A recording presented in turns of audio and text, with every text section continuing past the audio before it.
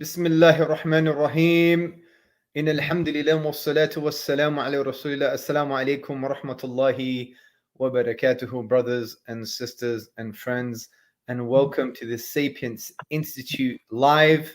And we are officially launching the essentials, the must-have knowledge to understand and intellectually share Islam in the modern world. And what is this? This is a free package of a set of courses that are aimed to transform you and to touch, move, and inspire you. And in particular, they're designed to empower you and your community, wherever you are in the world, to start your journey of intellectually sharing and defending the deen of Allah subhanahu wa ta'ala, to make Allah's word the highest, to awaken the truth within, because every single human being has an innate disposition, a fitrah, that has an affinity to acknowledge and worship Allah subhanahu wa ta'ala. And the essential package is formed in a particular way that synergist. I see I messed up the word. Synergistically. Synergist. Say it again, bro. Synergistically. You're excused, bro. You're traveling. You're tired. May Allah bless you. It's fine. I always mess up words now. Now it's going to be a tajweed lesson in English. So synergistically. Well, this is good for marketing because people are not going to forget what I said because I've just embarrassed myself. Alhamdulillah. Yeah. So that word, to reconstruct the Muslim mind, to reconstruct our minds, to fortify our identity, our intellectual and spiritual identity, and to empower us to begin the work of da'wah, of calling people to Allah subhanahu wa ta'ala in modernity in the secular world. And the essential package has 4 essential courses. Now, I'm not going to get into it because with us today, we have our beautiful brother, Imran Hussein, alhamdulillah. And brother Imran Hussein, as many of you already know, is a senior researcher and instructor for Sapiens Institute, and he has extensive experience in conveying Islam on a grassroots and intellectual level. Not only that, he has extensive experience of touching, moving, and inspiring and empowering Muslims to become du'at, to become people who share the message of Islam. And he's had a lot of grassroots experience around the world, but in particular in the UK, up and down the UK. And his main role is obviously instructing and researching and giving dawah, but also it's to manage the whole Essentials program, to ensure that the Essentials is launched, that the Essentials touches every corner of the earth, because this is going to be a global package for free for every single Muslim community that is engaging in dawah in the context of modernity. So without further ado, I have a bunch of questions for our dear beloved Imran Hussein. And the first question I want to ask him is, I know I've summarized it myself, but I know you got much more to say. What is the essential package? And you could connect another question to that, which is, why did we develop this package in the first place? Yeah, bro, Jazakallah khair. I think you summarized it very well, and we can wrap up the live stream literally in the next couple of minutes, mashallah. It's simple, bro. It's straightforward. But that doesn't mean it's not important. You know, most people don't pay attention to simple things these days. So it's essentially the essentials, as we named it that, you know, because we believe and we know that these courses deal with those core fundamental aspects of knowledge, if you like, when it comes to the dawah and when it comes to even development as a Muslim and safeguarding yourself as a Muslim in this world. And on top of this, taking care of our new Muslim brothers and sisters. Like you said, it's a synergistic package. All of the courses work together. They're not just haphazardly placed in there. They all work together and work off each other. So, for example, the Dawah training course is followed by the new Muslim training.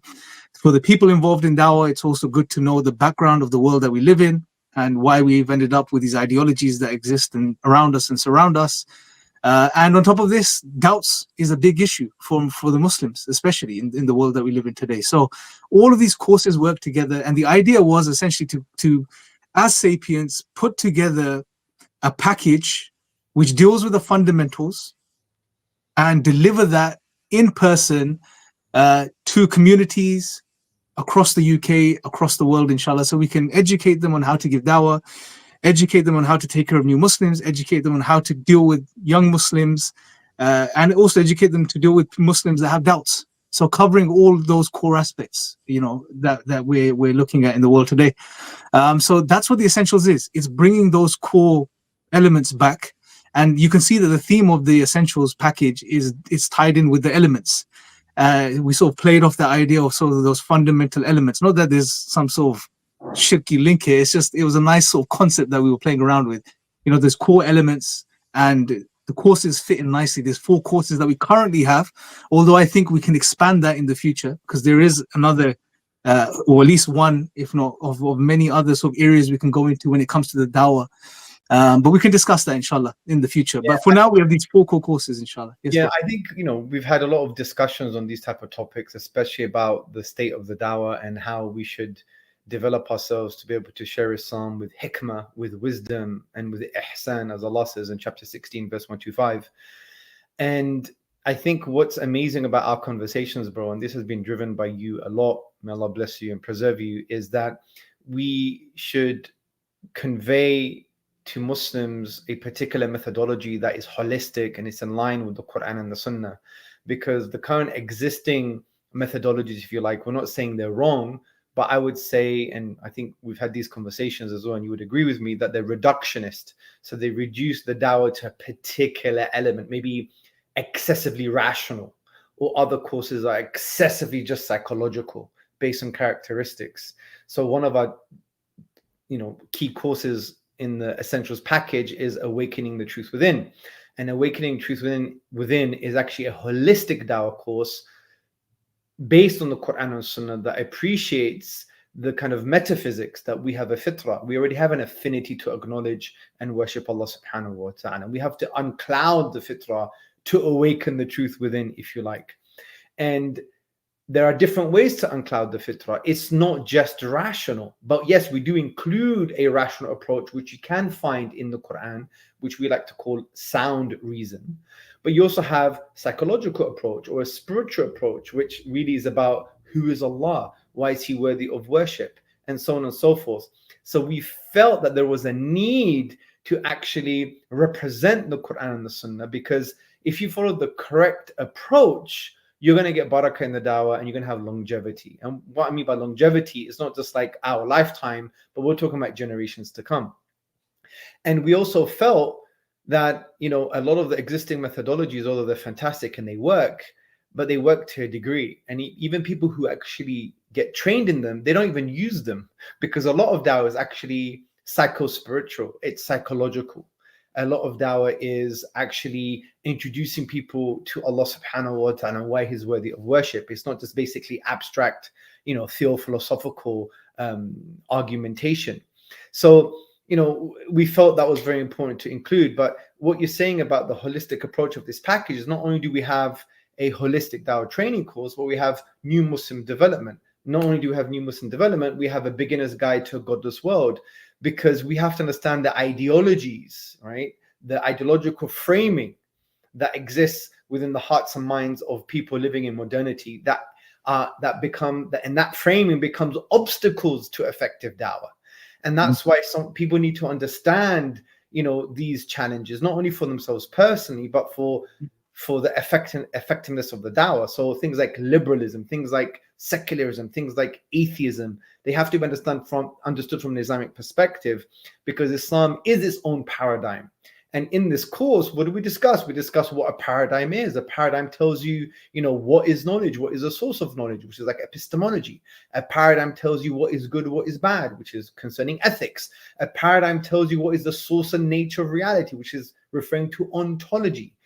And a paradigm, a worldview talks about these particular things, right? Talks about these particular things. And we're saying, no, Islam has something to say about those things, and Islam is true. And you have to understand those things from an Islamic paradigm and not to be, consumed by the alien ideologies, because that affects your dawah, it affects your personality, it affects your spiritual development, it affects how you interact with others, how you understand others, how you understand the world. It affects so many different things. And it's a powerful course, and you've been spending a lot of time, months, and you've been doing background test training as well, and you've been working really hard on this issue, and you're going to be writing a book on this issue too, which we're going to discuss in a few moments.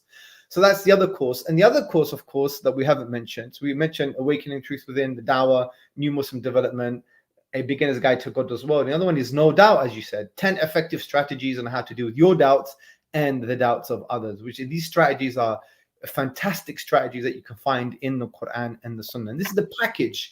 Now, within all of that, we're going to be focusing on who Allah is, why Allah is worthy of worship, and even how to connect to Allah subhanahu wa ta'ala, and your own internal tarbiyah, nurturing, even diseases of the heart. So there's going to be some essential theological, spiritual elements that we believe that the du'at have to internalize in order to go out there in the world in modernity to share Islam effectively for the sake of Allah subhanahu wa ta'ala. But anyway, so Jazakallah khair for that, bro. So the next question I have is, why don't we just start breaking down a little bit more into detail each of the aspects of the courses. So let's first talk about the background to this new course that you've been developing, which is A Beginner's Guide to a Godless World.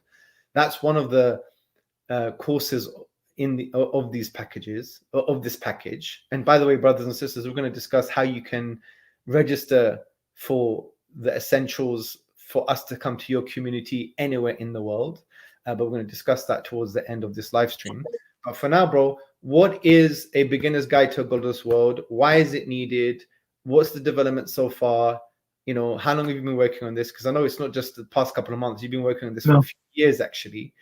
And why is it important? Bismillah. Yeah, bro. So it's been a couple of years, and it's for me. It's a very personal course as well. Like, I've really wanted to focus. I started to focus or think about this when I had kids myself. And you start to think, okay, this is the world that they've been brought up in. So that was one of the sort of impetuses, if you like, for this specific course. I wanted to develop something which was there for a younger audience, a younger Muslim demographic, and a course that would not only educate them but frame them, give them the right framing, the right understanding of reality and how to understand the world, and almost immunize them, if you like, so that we don't have to get to the stage where we have to deal with their doubts and do lighthouse. It was to get rid of lighthouse, inshallah, because that's the ultimate goal. We want less people having doubts in the first place. And I know, as we know, majority of the cases of Muslims that ends up with doubts, it starts to happen by the time they go into university. That's sort of that, if you like, the Goldilocks zone of where people end up starting to get doubts. Something happens at that age, at that time where people are transitioning from sort of secondary education to college and university. So it was to sort of, okay, look at what's going on in their minds. How could we frame them and reshape them in a way, reconstruct the understanding of reality, so that when they go into these environments, regardless of what they come across, they can process those things and understand those things and critically sort of break them down and compare them to a correct understanding of what Islam is. So that was the sort of idea behind the course itself. It's still developing, bro. Like now, even tonight, after this live, we're going to start a session with the brothers that come, mashallah, the Sapiens internal group, and start to deliver a version of this course, not the course itself, but a version of it. We're going to break out into discussions and really sort of, and I don't know, after this is going to develop further. But that was the sort of idea behind it. And you mentioned something which was very powerful, bro, that your ideology or your worldview not only shapes the way you understand reality in Islam, but it shapes your dawah as well. And that's such a powerful point, bro, because one of the things you worked on a few years ago was the scientific miracles in the Quran, right? And I mean, essentially, if you think about it, why did that become so prominent? Why were people so, ardent on pushing that as the way of dawah? Is because there was a certain framing, there was a worldview. Science was seen even by the Muslims as, a legitimate, the most sound source of knowledge, and therefore the Holy Grail, if you like, and therefore we had to use it to justify the Quran, etc. So the worldview, the way you see reality and perceive it and understand it, it determines even how you function within the dawah. Even a lot of the mess we see in the dawah today, as far as the showbiz and the algorithm, and this is also determined by one's worldview. The world that we live in today, and how we perceive social media, and how we perceive relationships, and how we perceive status, and all of these things. So it's important, and it's powerful, because I think, if not all, at least 3 of the courses, the Dawah training course, the No Doubt course, and the Young Muslims Guide, all of them touch upon these points about worldviews and how we see reality and how we understand Islam. So I think it's very powerful that we're talking about this stuff, and it hasn't been spoken about much, because a lot of times in the Dawah, what we've done is, you take it as granted that this is the world, and then you function within that worldview, and you address the issues and challenges from the perspective of their worldview. But it's like, no, we have our own paradigm. We have our own way of looking at reality. Why are you assuming their worldview to be the correct worldview and giving it that credence in the first place? Let's deconstruct it. Is it the correct worldview? If it's not, why isn't it? Compare it and contrast it to the Islamic worldview. And when you go down there, bro, you see, well, no, there's no reason to go onto their playing field and play the game. We play it from our side of the court. So I think that's something very powerful and novel about this package as well that we're bringing forward. So going back to the point about the Young Muslims Guide, that was the fundamental idea, to develop something for young Muslims that immunizes them from doubts, inshallah, as much as we can. And one of the ways to do this is to give them the right understanding of what Islam is, and see Islam as a comprehensive worldview, that it is, because it answers those fundamental questions. It gives you those fundamental set of beliefs that a human being requires to understand and process reality. It's there, it's in Islam, but we're not taught Islam like that. So it's to bring that aspect of Islam to a young Muslim mind, so that they have it, and they don't have to go looking for a worldview out there in the world. It's there, it's at home, you have it as a Muslim.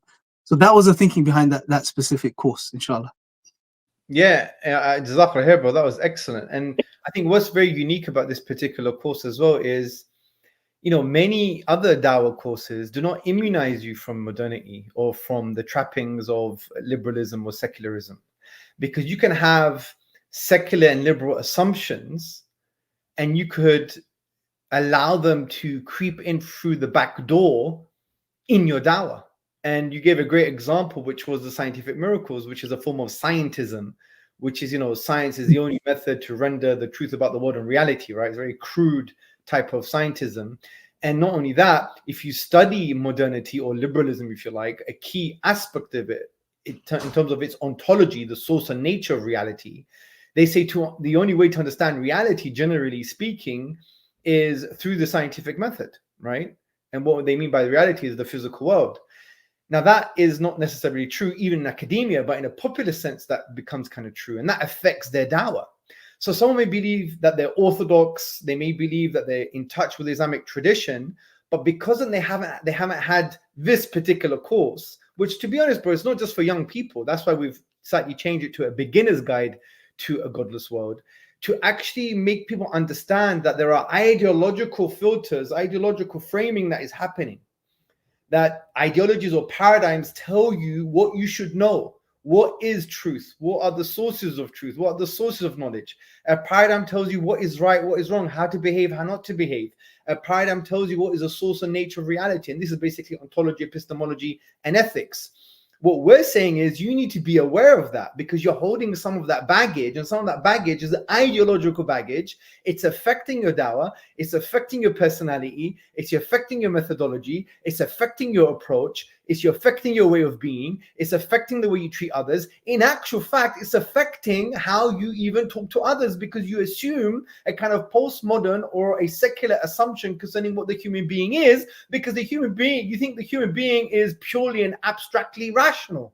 But that's not true at all. Even cognitive science says human beings are not rational in totality. And we have this really false assumption when we're discussing with people, well, you should know this because I've told you 1 + 1 is equal to 2. Why don't you get it? But we're forgetting the big elephant in the room, which is, no, human beings are psycho-emotive. And we see this in the Sunnah, we've seen this in the Quran, we've seen this in modern cognitive science, we see this in reality, but we have this ridiculous notion based on maybe our own egocentric assumptions that, you know what, I have to give him abstract proof. I'm like, no, you don't. Sometimes you just have to buy him a pizza, be nice to the guy, just explain to him who Allah is. given his context, of course, if that's needed. But the reason I'm mentioning this is this hyperbolic way is to get people to realize that we hold a lot of false assumptions even in our dawah, right? Especially some of the courses that are just basically rationally focused. Because what they're assuming now is that human beings are inherently rational, but human beings are not inherently rational in totality. Because you can have two smart people with looking at the same data and they'll have two different conclusions because they have this psycho-emotive, ideological set of assumptions, implicit or explicit, right? That basically shape the understanding of the world. And this course that you've developed is actually helping people to unpack that, understand that, and it would totally transform them as a human being, them as a Muslim. They'll understand Allah better, they'll relate to Allah better because they'll understand that Allah is, and his revelation is the source of knowledge. He tells us what is right and wrong. The Quran and the Sunnah give us our worldview that is superior to all other worldviews, and you explain that, but fundamentally it's predicated on a very deep understanding of who Allah is and how we should relate to him. And that is so transformative. Now, just relying on a cause that tells you, well, here's some proof for X, Y, and Z, frankly, in the context of modernity is not enough. In actual fact, practically it doesn't work. Practically, we know du'at very well. We've been involved in dawah collectively for over, 60, 70, 80 years, the whole team. And no one uses a pure rational method for dawah. Hardly ever, right? They may learn it because it's good for the kind of dawah CV, but in reality, that's not who they are.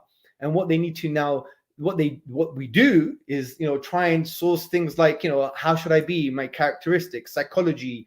I need to talk to them about Allah's names and attributes, about worship, about existential, phenomenological themes, all of this stuff. And we have to bring it into play. But we don't have a course that's really available.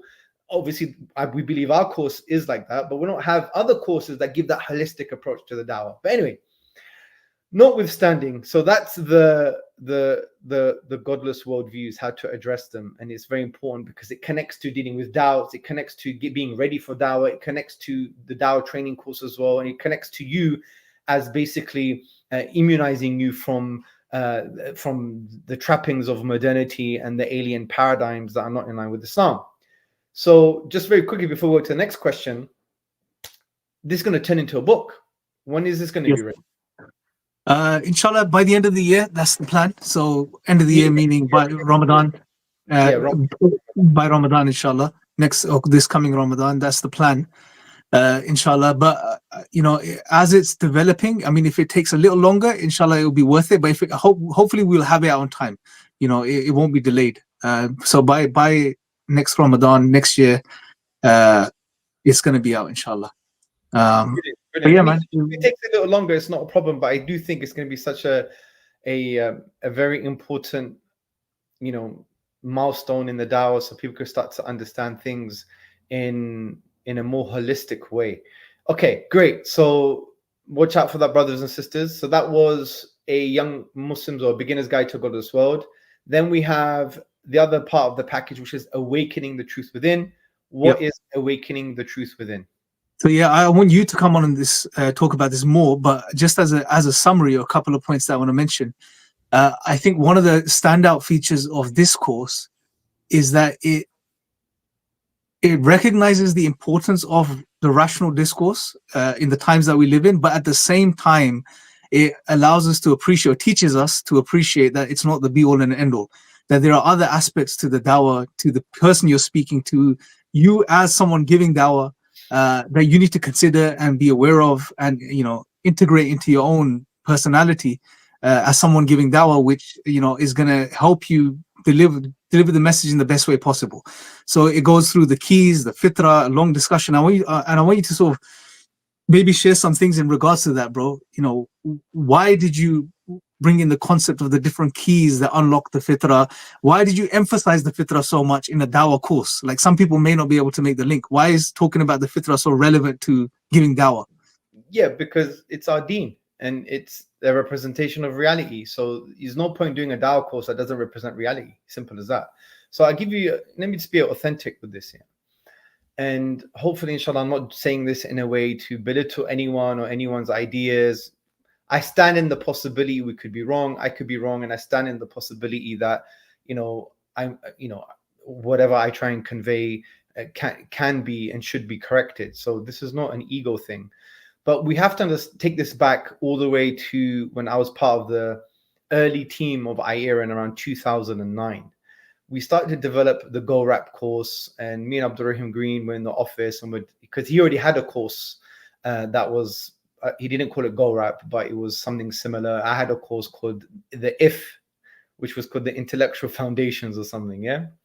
And I delivered it in Malaysia in around 2008. And we had a very kind of similar framework, but his framework was more robust, I believe. But nevertheless, we sat together to try and develop the IERA Dawah training course. And it was heavily reliant upon this idea of common sense, and this basically God's existence, oneness, revelation, and prophethood. Now, as you develop in Islam, you study books of Aqidah, you study the tradition. I felt this is good, but it's one part of many parts of the dawah, and we can't just take it in abstraction thinking this is the best approach. And we realized this, I was involved in dawah for, over a decade. And then I became, I was in leadership positions. And I even saw that the people that were teaching, we taught thousands of people all around the world. They didn't actually really use this in its totality. They used other aspects which were important in the dawah, like, spirituality, about Allah, and about purpose, and about existential themes, and about, even using the characteristics in the dawah to actually reduce the dawah just to a particular understanding of rationality is actually doing a disservice to the Quran and the Sunnah. Because when you look into the Quran and the Sunnah, and you look how the Sahaba became Muslim, and how many Muslims reaffirmed the Iman, and how many Muslims for over 1,400 years become Muslim, it's not purely for abstract rational reasons, and it's not purely for things like God's existence and even like, some conceptions of the miraculous nature of the Quranic discourse. It's something else. It could be the character of the Prophet ﷺ. It could be just Allah's names and attributes. It could be the concept of Tawheed, not abstract oneness that you could prove He's one, but rather He's worthy of worship. Because you can't reduce Islam to God's oneness in terms of, Allah is Ahad, uniquely one. There's more to it than that. He is worthy of worship. What does that mean? Right? He's worthy of our humble adoration, because worship, according to Ibn Kathir, Ibn Taymiyyah, and others, is the extreme of love and the extreme of submission. Humble adoration. Why is Allah worthy of our humble adoration? So there's all these other themes that need to be included into the dawah. So I felt that based on practical reality, training thousands of people all around the world, seeing them use that training in practice, and even when they claim to use that training in practice, they'd even use our methodology that we were teaching them, right? I was having just discussions earlier with certain brothers who work in Africa or in other places. They don't even use that methodology. My concern is not even the use of the methodology. My concern is just doing what is right. That's my concern. And what is right is what Allah and His Messenger says. And I think when you are honest with yourself and you look at dawah from a Quran and Sunnah perspective, it's not just abstract proofs. It's understanding the human being. It's having hikmah. What is hikmah? Allah says, "Ud'u ila sabili rabbik." Call to the way, the sabil of Allah, of your Rabb. How? With hikmah, right? And with hasana. What does hikmah mean? Hikmah means having an Allah-pleasing goal, and you want to achieve that goal in a particular context, and you have to get knowledge to apply it in that context to achieve that goal. How do you do that? That means you have to now understand the individual, because the Sunnah giving dawah is to individualize them. That requires you understanding their psychology, their context, their background, listening with the intention to understand. You need certain emotional, you need a level of emotional intelligence. Anyway, the point here is we want to develop a course that was more representative, in our view, of the Quran and the Sunnah and of reality, because human beings are not just abstract intellectual robots. And if you look at the Anbiya, Allah subhanahu wa ta'ala says that He sent down the prophets to do what? To convey La ilaha illallah. There is no deity worthy of worship except Allah. They didn't really say there is no there is only one God in terms of exclusive oneness. No, it's more than that. Yes, that entails exclusive oneness in terms of ahad, uniquely one, but also it entails Allah is worthy of our submission, worthy of our love, worthy of our adoration, worthy of worship, yeah, which are very important things for us to convey. And the way to do that, you could do it through rational means, which we agree, but you can't reduce the whole dawah to that based on the other things that we just discussed. There's other elements that are quite important. And when you do a survey of new Muslims who become Muslim, very rarely do they kind of say that it was just purely for rational reasons. They may say because, the Trinity didn't make sense, Tawheed makes sense. But when you ask them further and you probe further, like, well, Tawheed is not just abstract oneness. It's more about, well, this is who Allah is, his names and attributes, the characteristics of the Prophet sallallahu alaihi wasallam. The Quran just made sense to me. Sometimes just reading the Quran is enough for people. Yes, that could be a means for dawah. Sometimes just introducing Allah to people is enough for their fitrah to, be reawakened. So, we felt that we have to have more of a spiritual and more spiritual and intellectual maturity in our dawah to understand that you can't use one framework for everybody. You need different aspects, different tools in place, depending on the person that you're talking to. And if you're sincere to them, you're sincere to Allah, you have emotional intelligence, you're listening with the intention to understand, you would use the right tool or combination of them in order to help them on their journey. And, we felt through experience and through all the work that we've been doing, and even through just trying to look at the Quran and the Sunnah in a more holistic way, it's a far, far more profound approach. And we saw this in our life, into our dawah life. I remember speaking to, I think, an 18 or 19-year-old Norwegian student, and what got him was the idea of worshipping Allah deshackled him from the false worship of things in the modern world. And he came back to me the day after saying, I want to be free, right? I want to worship Allah, because he saw true liberation through worshipping Allah subhanahu wa ta'ala, because he knew he was shackled. Because without Allah, he's going to be worshipping other things, even if he doesn't believe in God, because he's going to love something the most. It may fluctuate and change, but he's always going to love something the most. He's going to praise something the most. He's going to obey something the most. He's going to be grateful to something the most. And those things are not worthy. Those things are not worthy of his, submission and adoration and worship. So when you introduce Allah, saying, well, this is who Allah is, and it connects with the fitrah, like he was like, I want to be free. I want to deshackle myself from the false worship. And this echoes what the Quran says in chapter 39, verse 29, when Allah subhanahu wa ta'ala says, consider the situation of two people. One man is a slave to many masters, but they're all quarreling. And another man is a slave to one master. Whose condition's best? Right?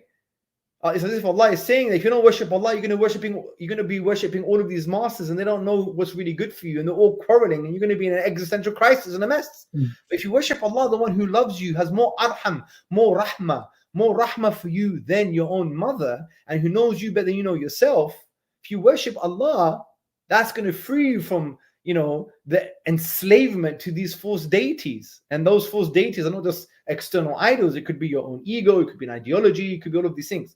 So anyway, I'm expanding this too much, but I feel it's a very, very profound course. Now, one argument is people may say, bro, you know what? It's too complicated, Hamza. Let's make it simple. No, I'm sorry. Don't do dawah then. What, you think dawah is a joke? Like, come on, man. You think for you to be an ambassador for Islam, it's a joke? But you're willing to study 3 years to do a degree for secular stuff. You're willing to spend lots of time understanding which phone to buy, what's the best package. You're willing to, if you're going to buy a house, pick the best, package, or as you can tell, I'm not very good at things like this, but you get the point. When you're even assessing a wife, right, or a spouse, the pros and the cons, you spend so much detail, you do your analysis, you're vetting, God knows what you do. But for the dawah, you just want it quick and easy, as if dawah is a joke, as if Islam is a joke. Don't get me wrong, Islam is simple and profound. But in the context of modernity, we need to have the right tools in place. You can't reduce the dawah to one aspect. that works to one particular group of people or one particular demographic or one particular group of people with certain, cognitive affinities. Sorry to say, dawah is for everybody. So you need to have the tools in place to actually deal with all types of people. And you need to have the characteristics in place. You can't just jump on a platform and think you can start giving dawah just because I don't know, you have some logical analysis. It doesn't work that way. It doesn't work that way. With all due respect. Yeah, and you go. Yeah, so sorry for that. But the thing is, this is why it's very important, because a lot of the stuff that we're going to be talking about in Awakening the Truth Within is, for example, ikhlas. How do you develop ikhlas? I have hardly found a course on dawah that tells you what ikhlas is and how to develop it. This is one of the greatest crises of our community, because without ikhlas, there's no barakah. Without ikhlas, there's no acceptance. Without ikhlas, there's no Allah centricity, akhirah centricity. We're not thinking about what Allah really wants. We're not thinking about, is this going to take me to the akhirah in a good way, right? We need to think about ikhlas. And people say, oh, well, we know what ikhlas is, Hamza. Ikhlas is doing things for the sake of Allah. No, it's not actually. It's not just that. There's more to it than that. Because I'm going to ask you a question. What does it mean to do something for the sake of Allah? Do you know, sometimes when I talk to people and I ask that question, they don't know what to say. SubhanAllah. The most important point in the dawah, in anything, in ibadah, in anything concerning worship. And then we discuss. And obviously we can't unpack it here, but we discuss. It's doing things because Allah is worthy of it, because you love Allah, because you want His divine reward, because you want to shield yourself from the fire. And we say it's good to do it for all of these three reasons. But sometimes because of our affinities, we're going to emphasize one reason over the other. But the ulama say do it for all three reasons. And then we give around, I think, 14 points on how to develop ikhlas. Right? But because we become so utilitarian, and this is the thing about your worldview course, we become so utilitarian. It's all about the utility, the benefits. Well, am I going to get success? Am I going to get the likes? Am I going to get the shahadas? Am I going to get this? We're so focused on the utility or the consequences of the dawah, we actually forget, where our hearts are in this issue, which is so significant. Because you may be successful, you may get numbers and all of these things, but on the day of judgment, you go straight to hell because you don't have the ikhlas. Now, someone would say, oh, Hamza, because it's too qualitative, it's not quantifiable. Well, since when was ibadah quantifiable? Allah. Since Allah says He's going to weigh your deeds, not count your deeds. So, since when was ibadah quantifiable? So you think that quantity is a sign of acceptance? Then you're a fool. You're an ignoramus. Because for any action to be accepted, it has to be based on two pillars. Number one, you're doing it for the sake of Allah, which is not quantifiable because it's here, right? And it has to be in line with the sunnah. So 50%, if you want to quantify it from that perspective, is actually unquantifiable. So any action you do, whether it's activism or otherwise, is not quantifiable by virtue of what is accepted. So that is not a good. I've heard brothers, wallahi, a brother told me, bro, it's not quantifiable. It's too qualitative. And I'm like, what kind of paradigm do you exist in? Oh, that's the point I wanted to make. We're infected by a liberal ideology. Many of the du'at, with all due respect, Allah, I think, has kind of, favored me in an undeserved way of being a little bit honorable, not mentioning names. But, so many times that's why I want to mention names, because this is too much now, what's happening in the dawah. We curse liberalism, we curse utilitarianism, consequentialist ethics, we curse individualism and atomism. But wallahi, many of us have internalized liberalism. We see it in the dawah because many of us are individual brands. Many of us are utilitarian. We don't think about what Allah wants. We think about, okay, what are the consequences for me? What are the consequences for me? What do I benefit? How does my brand benefit? And we try and theologically and spiritually justify by saying, yeah, because it's good, because there's nothing wrong with it. It's still halal, right? We don't think about what's the greater halal because there's a competition of halals. We have been infected by liberalism in a very, very profound way. And that's why your course, what you're going to do is going to make people realize that. Well, if a paradigm, if a worldview, a godless worldview or any worldview tells you about ethics, tells you about ontology, the source and nature of reality, tells you about epistemology, the sources of knowledge and what is true and what is not true, then why should I adopt an alien paradigm when it comes to ethics? Because in liberalism, generally speaking, the predominant ethical view is consequentialism, or specifically utilitarianism. You know, basically the greatest number of the greatest happiness for the greatest number of people, right? And then we internalize that in the dawah and in our methodology. That's an alien worldview, and we adopt it though. You see it. Just look at their goal and just work backwards. I'm not saying read the intentions, but just look at the outcome. Why do you do what you just did? I know, it has all of these benefits, right? Which you know what's really scary, bro, is it's almost like, and I'm not speaking about specifics or individuals, but it's like we've adopted a secular liberal worldview. That's the worldview we live by as Muslims, and then we cloak it with certain sprinklings of the Islamic paradigm just to make it sound nice, you know, and cover it. And the more intelligent you are, the more better you're able to do that type of stuff. You know, the more knowledge you have, sometimes knowledge can be a curse as well. But, you know, so and you see this happening, and it's upsetting and it's scary, bro, because you're right. It's a lot of times you hear conversations about numbers and figures and digits, and it's like, and then they're cloaked with this Islamic type of buffering, you know, on either side. And you're thinking, well, how does this make sense? You know, where is the precedence for this throughout our history? You know, it's crazy. But I think, like we're saying, going back to the course, that these courses actually, you know, now that even discussing this with you now is making me realize how important some of these aspects of these courses are that we're discussing, you know, to do with ideologies, to do with worldviews, the way we look at reality, the way we look at Islam and understand Islam. All of these things is very important, bro, because it'll teach you, you know, a lot more than, you know, how to function within the dawah. And I think it's very powerful, bro. SubhanAllah. Yeah, and of course, they'll have transferable aspects in every aspect of your life. And, you know, people don't like this because sometimes, you know, I tweet about this, I write about this, I speak about this on podcasts, and sometimes it looks like, you know, Hamza's always having a go. I don't care anymore, frankly. I'm not in the position to make anyone happy. I'm too old for that. I'm 44 years old now, and I'm not in the business or in the game of just making people happy. I'm here trying to help touch, move, and inspire people and improve things.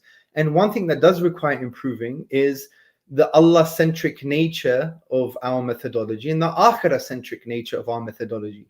You know, are we doing the things that we should be doing that's in line with the optimal pleasure of Allah? And are we doing things that's going to take us to the highest level of paradise?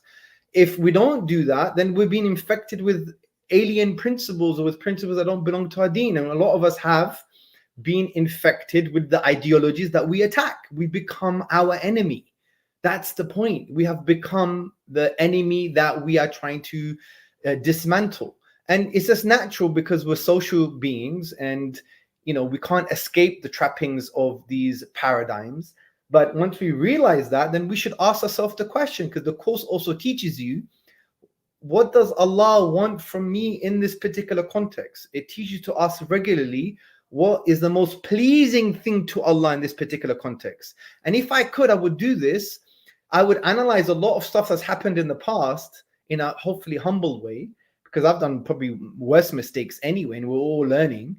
But to say, look, if we changed our framing from just halal and haram to the question, what is the most pleasing thing to Allah in this particular context, a lot of our da'wah would change drastically, especially the way we work together as well. But anyway, that's a different topic, different issue, chip on my shoulder for sure. But the point is, the da'wah training course is going to be holistic, based on the Quran and the Sunnah. It's going to have psychological, phenomenological, spiritual, and rational aspects. And we're going to teach people how to have the emotional intelligence to understand the human being in a particular context, in their context, listen with the intention to understand, a focus on the characteristics of the du'at, a focus on emotional intelligence as per the Sunnah, a focus on hikmah as per the Quran and Sunnah, applying ilm in a particular context to achieve a goal, an Allah-pleasing goal, a focus on ihsan, on hasana, on goodness, on ikhlas, and all of these things which are necessary for the da'wah, and putting all of that together to actually be an optimal da'i in your particular context. And this is exactly what we want. So moving on from that, we also have the other course, bro, which is New Muslim mentorship and no doubt. New Muslim mentorship. So talk to us about the new Muslim mentorship. Yeah, so look, to be very honest, it's a brand new course, mashallah. Yusuf Ponders has been developing it. I haven't seen the course myself yet. But saying a couple of things on the importance of the course, I guess, is that, it goes without saying, alhamdulillah, we live in an age, or we're moving towards an age now where people are starting to recognize more so the truth of Islam and are accepting Islam. And when people start giving dawah, people take shahada. Alhamdulillah, Allah makes means for people. But one of the biggest problems within our community, even today, even now as it stands, although we've recognized this for a while, is that there's not enough support or the correct type of support for our new Muslim brothers and sisters. So the new Muslim mentorship is essential. There has to be a new Muslim mentorship. And mashallah, there are some good new Muslim courses out there already, but there's always room for more. We need to do as much as we can, train as many people as we can, inshallah.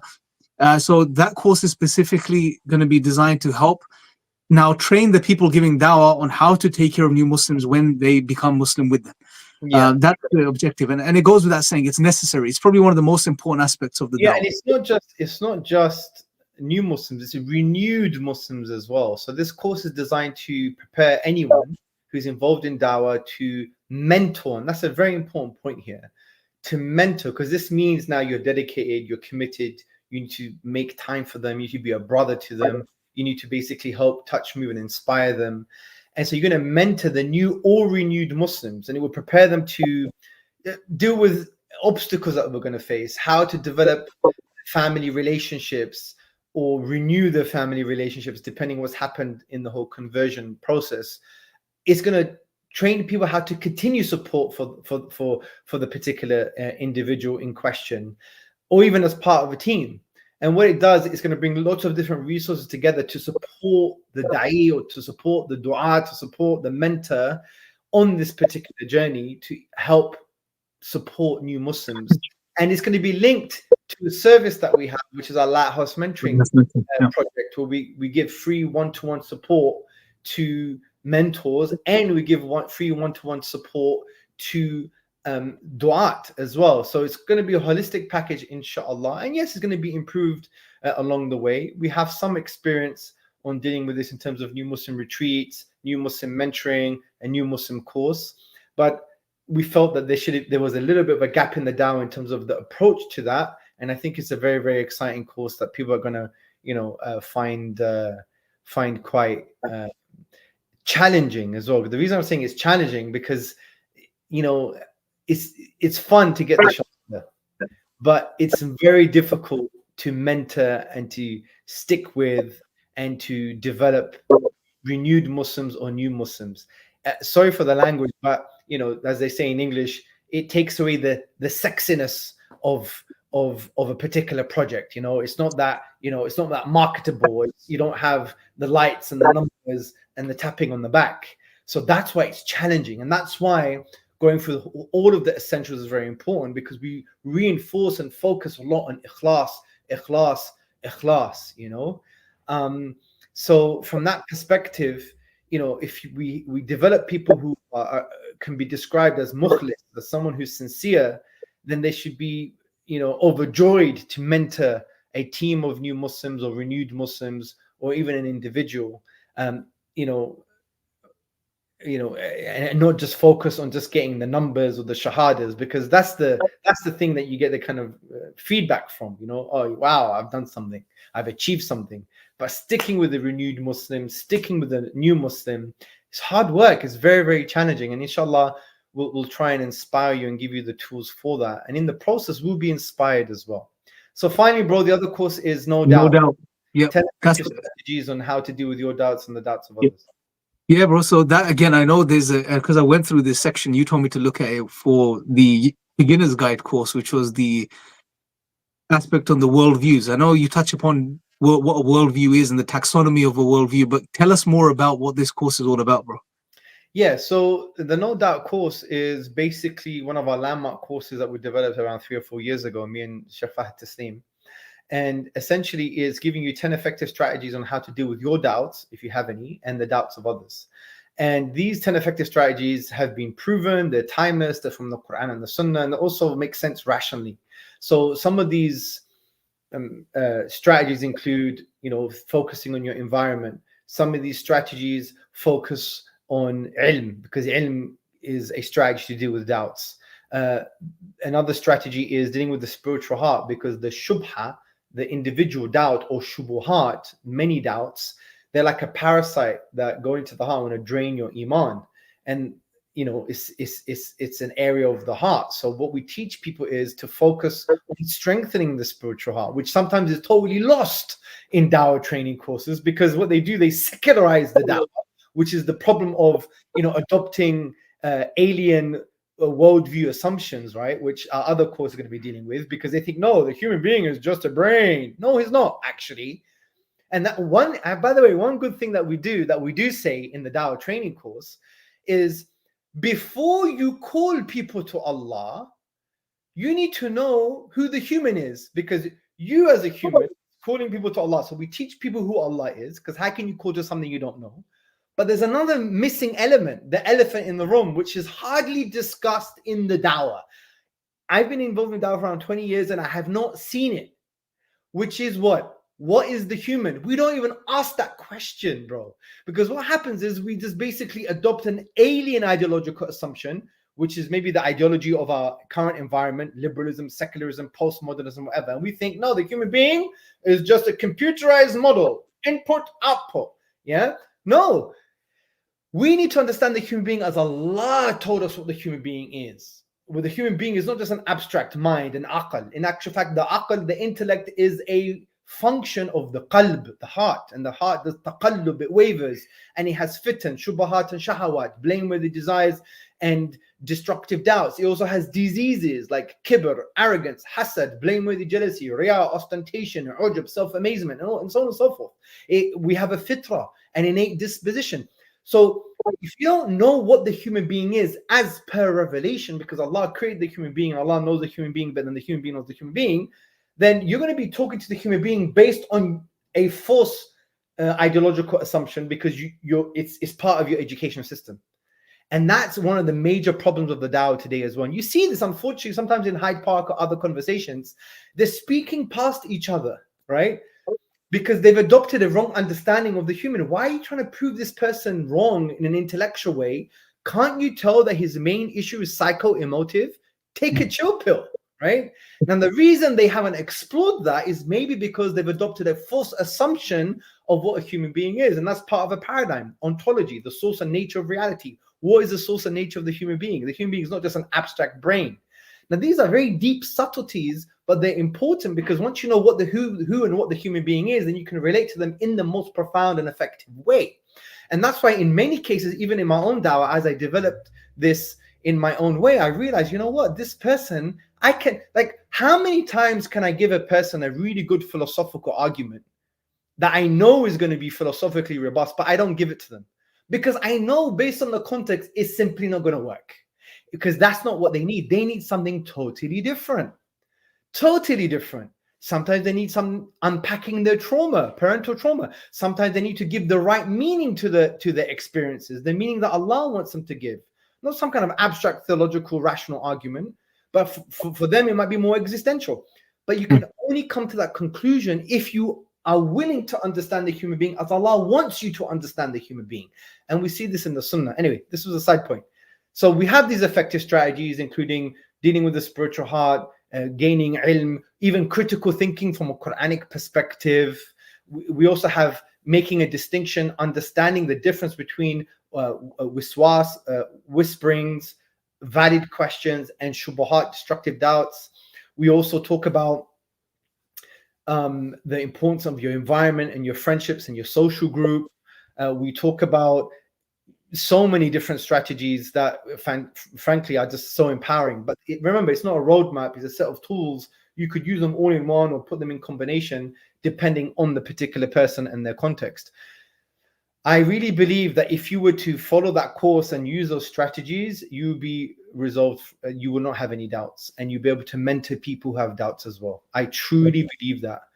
We've been doing this for years. In our Lighthouse mentoring, we've mentored thousands of people, and in our mentoring projects and activities, and I think it's about 80 to 90% success rate. Mashallah. And this is, again, shows another importance of grassroots one-to-one work, because many of these people already had access to YouTube and the online world, but it wasn't enough for them. And this is why it's important to have different layers of the dawah. And yes, the online world is more glorious, but it's not as impactful as actually we really think, because we know we've been picking up the mess, if you like, throughout Lighthouse mentoring training and service. Because if you look at the algorithm in the online world now, it's people don't have short attention spans, they don't listen to everything. You have the rare exception if we're going to follow in any detailed way. It's more infotainment. I actually met some of our followers. Some of them don't even pray. Would you believe it, bro? They don't even pray. Oh my God, you're a fan of this person and that person, people of knowledge, ilm, and eloquence, and this, that, and the other, and you follow us, but you don't even pray. Something's going wrong. Something is going wrong that we need to fix. But anyway, so that's the No Doubt course. And it's a very powerful course, brothers and sisters, because one of the sections of the course I really like, and you mentioned it as well, where is categorizing things. Like, is it really a doubt? On the Lighthouse, bro, how many times I've come across people who actually are not dealing, it's not a doubt. When you really unpack it, it's just they have a question, a genuine question that they've labeled as a doubt. And because they've labeled it as a doubt, and even the word doubt has a very negative, dark connotation to it, which leads them to having this fear, and then they have these emotional reactions to it, and then it goes into this vicious cycle, and shaitan plays with them, and before they know it, they're like freaking out. I have this doubt, I can't find answers. Oh my God, and you just have to walk them through it. Well, is it really a doubt? And just changing that. Okay, it's not a doubt, it's just a genuine question. Let's look for an answer. It shifts their whole perspective. A lot of people just have questions, that they're calling doubts. So just that's just one aspect of this course, is reframing things for people. And then all of the other strategies that you mentioned, it's very powerful. You don't have to employ all of them. Just taking a couple of them, is going to do the job, inshallah. So what's that? This is Tariq, our beloved brother, one of our Lighthouse mentors, mashallah. He's also writing the book. I think it's called The 48 Laws of Honor, which we really need, because we've lost honor and principles in the dawah. Unfortunately, we've become very liberal and consequentialist and utilitarian in our dawah. And frankly, some of us have become very disloyal as well, which is unfortunate, or even, shall I say, Machiavellian in our approach. And we won't have any barakah with regards to these things, unfortunately, if we continue this way. And that's why we really need to be more people of honor, which essentially means people of Quran and the Sunnah. So may Allah bless Tariq and make it a huge success. But anyway, notwithstanding, bro, so that's the summary of all the courses. I know we've been very kind of hyperbolic and going left, right, and center. But where do people go now if they want if they want this course to be brought into the community anywhere in the world? Yes, so go to sapiensinstitute.org/essentials. Yeah, so it's on the screen as well. Yep, sapiensinstitute.org/essentials. And on that page, you'll get a breakdown of all of the courses that are part of the package that we've discussed, little summaries of each one. And at the bottom of the page, there's going to be a form. Now, when you fill the form in, please pay attention to every aspect of the form and be as detailed as you can. And the reason I'm saying this, because we're gonna inshallah get a lot of requests. And we want to make sure that, we prioritize the ones that we should prioritize, inshallah, because, you'll have, a certain event that we go to may be more beneficial for a large number of people, inshallah, or it may be already an active team that just needs some development, and then they can go and do dawah, inshallah. So just be very specific with all the details, give as much details as you can on the form, and that's going to help us get through the form quicker as well, inshallah. Can you see the form on the screen now? I mean, the page? No, it's not there. Oh, you can't see it? Okay, my bad. Do apologize. Here you go. There you go. So here's the essentials page. The essentials page. And then you see the 4 essential courses, the summary, no doubt. Beginner's Guide to God's Law, New Muslim Mentorship, the instructors, and there's many other instructors as well that we're going to put on here as well. Go back to the top or stay on the bottom to go to the form. Click on the form. And then you have the form that you fill in. Now, the form tells you the course to select, your name, your email, your organization, if relevant, location, proposed date, number, the Canada flags coming up here because I'm actually in Canada at the moment, detailing the request and some questions that you have to answer, then, expression of intent in terms of, trying to facilitate it coming to your community, intending to explore that you're going to do all the full essentials package, something about recording rights, terms and conditions, certain important governance and safeguarding things that we have to do by virtue of the fact that we are a local and global organization. So you tick those, and then you submit, then we'll come to you. And remember, don't fill in the form just as an individual, right?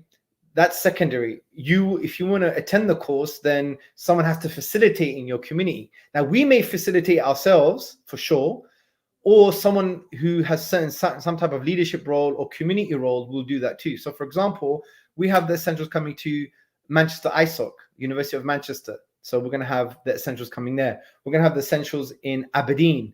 We're going to have the essentials in Malaysia coming up. So it's coming all around the world. And we want to especially focus in the UK as well and Europe to start rolling it out, because we believe it's so necessary for du'at to go through all of these areas of work, of these courses, the 4 essential courses, my dear brothers and sisters. So please share the link. Please share the link, sapiensinstitute.org/essentials. And, you know, Imran is going to be responsible. He is responsible for managing all of this and making sure it's global and local. And we're looking forward to touching, moving, and inspiring you so you can become optimal versions of yourselves for the sake of Allah in the dawah, to convey Islam to people, to give people happiness in this life and the hereafter, and also to make Allah's word the highest, which is actually one of the maqasid. It is a maqsad. It is one of the objectives of conveying Islam, because Allah is the King of all kings, and we want to serve our King in a humble way, in an adoring way, and this is going to give us, you know, happiness and contentment in this life and the hereafter. So yes, yeah, just wanted to also mention, so there's a couple of things. When you do fill in the form, Hamza already mentioned this. If you're an individual, then what I'd recommend is, if you can't organize it yourself, but you want this event, get in touch with a local community member, a masjid, etc., someone that can organize it and get them to fill this in. Very good if point. You can't make that happen, but you want to benefit from the content, there's 2 things you can do. You can either then go to our online training platform, because all of the courses in one form or the other are on there, so you can benefit from that individually, or look out on our social media platforms on Twitter, Instagram, etc., because all of our upcoming events will be there. So if it's in Manchester, you'll know what's in different locations. So if you're in a locality, you can then attend one of these events, inshallah. So don't fill in the form just, you know, as an individual, or if you want just one-to-one mentoring, this is not the place for it. Lighthouse mentoring is for one-to-one mentoring, because we had some forms come in. So like I said, if we can refine this and you help us through by, you know, being the right individual filling this form and understanding what this is about, so it'll save us time, and therefore we can get to the places we need to get to at a good time, inshallah. So just to mention the upcoming ones for anyone that's listening and may want to attend, we have some in Manchester. Some of the posters have already gone out on our social media, so go through our social media feed, you'll see it there. Manchester, the University of Manchester, we're rolling out these courses literally starting today. Yusuf is in Manchester University right now as we're speaking. He's there next weekend as well. You can see it on the poster. Hamza is there on the 26th of this month, October, to deliver the No Doubt course.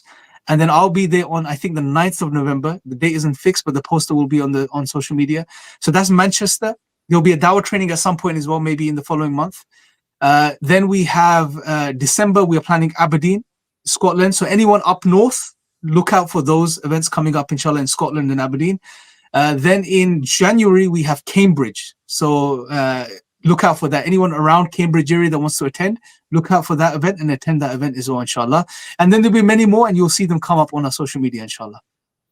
Jazakallah, bro. So I leave the final closing statement to yourself. We'll end now. So, my dear brothers and sisters, you know, we've tried to be as authentic as possible, you know, especially with the jet lag and all of that stuff. I know Imran doesn't have jet lag, but I have jet lag. Well, actually, I feel a bit much better now. I did have jet lag. Yeah, I feel much better now as a result of expressing myself in a way that hopefully was as authentic as possible to make you realize the importance of the essentials. And Imran, Bismillah, please talk to us. Yeah, brothers and sisters, like, you know, this is a very important package. We believe it's the courses that we need to deliver and people need to attend. Going forward, the next generation of du'at coming up, inshallah, people that are going to be involved in the dawah in the next 10, 15, 20, 30 years. We made the mistakes. Yes, there is a mess in the dawah at the moment. There's a lot going on, a lot of good as well. There'll be a lot more of us discussing that stuff as well, inshallah, because I think Hamza realizes that he has to, and he can't live with himself if he doesn't, because it is important. And if we realize there's a problem, that problem needs to be addressed, bro. So we need to do that in the coming near future, inshallah. But that being said, look, time goes on. There's going to be another generation of du'at. There's going to be dawah that continues till the day of judgment. What can we do to rectify the issues that we've been a part of and that we've seen? I believe these courses are a part of that rectification and fixing those issues and problems. And this is why people coming up in the dawah must attend these courses, inshallah. They're very important. Like Hamza said, hopefully we've communicated some of the reasons as to why they're important, considering the nature of the world that we live in and what's going on. But read up on the page. You'll see more about the courses there. Definitely book them, inshallah. And I one-to-one, there's no better way of engaging with people and teaching anyway. A lot of our stuff has been online, COVID and all of that, and everyone got used to online.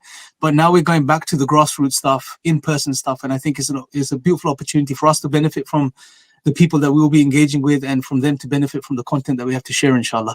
So yeah, bro, may Allah bless you. Hamza, Jazakallah khair, bro. May Allah bless you, brothers and sisters. Hey, bro, you've been working, so people should know you've been working behind the scenes a lot on this new course as well, and the new book that's coming out. Not only have you been working on it for the past couple of years, but more intensely in the past 6 months. May Allah bless you as well. And obviously, we're now launching this Essentials. We're going to be rolling out in the UK, in Europe, and across the world. So inshallah, we're going to be quite busy. And by the way, brothers and sisters, just to repeat, because I just noticed a question, I think this is all free. What I mean by free is you're not paying anyone anything. You just have to basically facilitate transport expenses, and you have to facilitate a venue. Even if you can't afford that as well, we would try and subsidize, and actually we'll send our own guys and we will pay for it ourselves anyway. And we have all terms and conditions based upon that. So it's not as if we're making any money from this. That's not our approach. Our approach, as you know, if you've been sticking with us for a while and if you're a supporter, we ask for donations in Ramadan so we could start delivering these type of projects for free to the entire world. So the donors are part of that team. They get that share in the reward. It's not a money-making business. We have around 14,000 students on a learning platform with about 19 in-depth courses. We haven't charged a single penny for it, right? So this is our method of, dawah, if you like.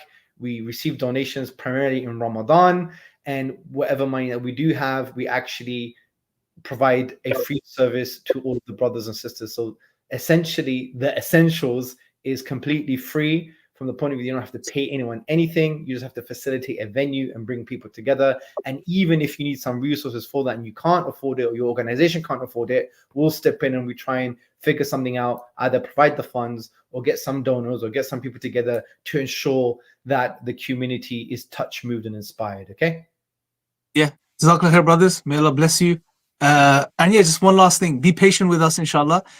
We are just starting this and launching this. I know a lot of requests are going to come in, so if we don't get back to you straight away, just be patient, because we have a small team, mashallah. We literally just have 3 instructors at the moment, 3 or 4 instructors. We're going to have many more instructors, but we will get to you, and I will contact you very soon, inshallah. Jazakallah khair for listening, brothers and sisters. Make sure you share this live stream as well. And Hamza, we need to do a regular live, bro. I know we're planning it. It's coming soon. I think it's the Sapien Thoughts. Revive the podcast, which is called Sapien Thoughts. Voices. Sorry. So Yeah. we'll start that very soon, bro. And inshallah, we'll interesting times ahead. I don't say that from a Chinese proverb perspective, because that's actually a Chinese curse, I think. I mean, you live in interesting times. But what I mean by interesting times is that, whether we like it or not, everyone is a shepherd. Kullukum ra'in. The Prophet said, everybody is a shepherd, and that means we have a responsibility. And sometimes in that shepherd leadership means that we have to bring people together. It means we have to take those people who have moved away, bring them inside the collective. It means sometimes we have to sit on the side, sometimes we have to be in the middle, in the back, in the front.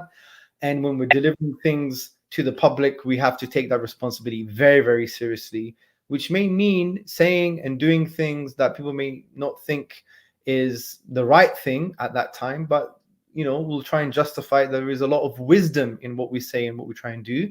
and we try not to be egocentric, or we have the kind of egocentric paradox that we think the only way of seeing things is our way. We do stand in the possibility that we could be wrong or we need improvement, and we're always willing to improve and be held to account and take constructive criticism to move forward in a positive way. But yes, it's interesting times, and I'm looking forward to it. Inshallah, bro. Jazakallah khair. Assalamu alaikum, bro. Take care. Salamatullah.